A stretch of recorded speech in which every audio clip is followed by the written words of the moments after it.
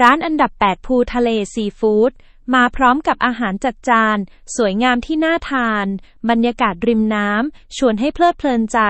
พนักงานบริการดียิ้มแย้มสร้างความประทับใจตั้งแต่ก้าวแรกที่เข้ามา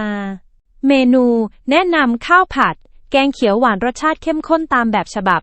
แถมยังมีปลากระพงนึ่งมะนาวที่จัดจ้านลงตัวสุดๆให้คุณได้สัมผัสความสดใหม่ของวัตถุดิบยำวุ้นเส้นทะเลและกุ้งผัดพริกไทยดำก็เป็นตัวเลือกที่ไม่ควรพลาดร้านเล็กๆน่ารักที่เหมาะกับการไปทานอาหารกับครอบครัว